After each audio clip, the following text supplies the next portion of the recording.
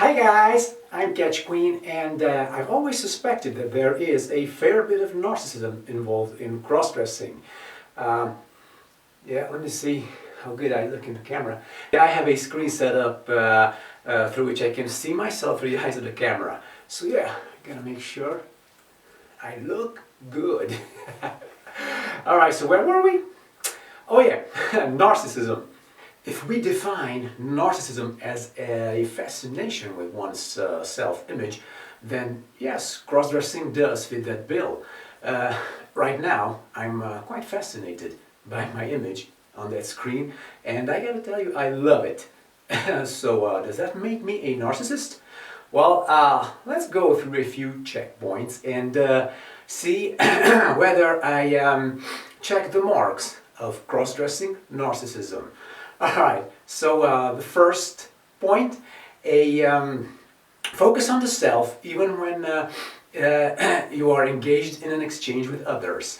Guilty as charged, even in guy mode. Yes, I do tend to focus on myself a lot during the exchanges, so yeah, that kind of sort of makes me a narcissist. The second one, hypersensitivity to insults. Again, yes, I do fit the bill. I am hypersensitive to insults, and I do tend to sort of develop involuntary grudges against people who insult me. So that's not a healthy behavior, I'm fully aware of that, but it is what it is. Number 3, difficulty with empathy. No, I'm quite an empathetic person, and it just comes natural to me, so I absolutely do not have any difficulties in that regard. Number 4, feeling shame instead of guilt.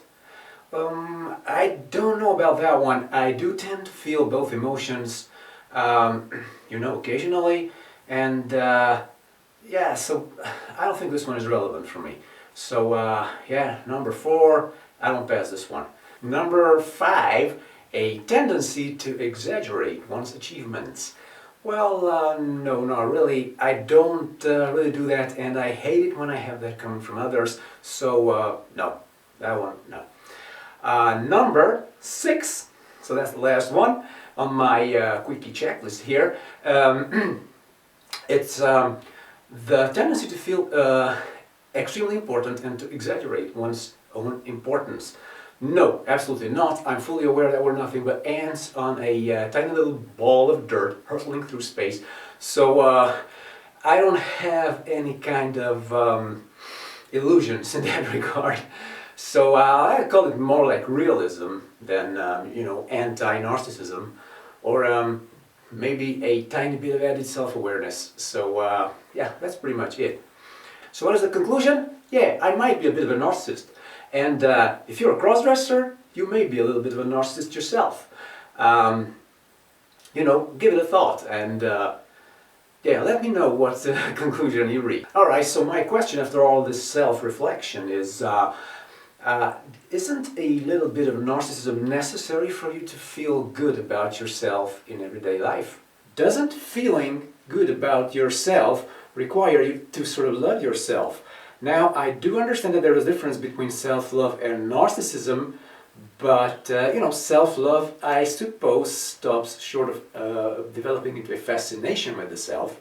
It is merely a sort of expression of the self that focuses on your own well-being and emotional and physical well-being. So that is okay, and that is healthy as far as I know, but narcissism takes things a step further and sort of devolves into a darker area of psychology where an unhealthy fascination develops with the self, and it comes at the detriment of one's social interactions and social abilities.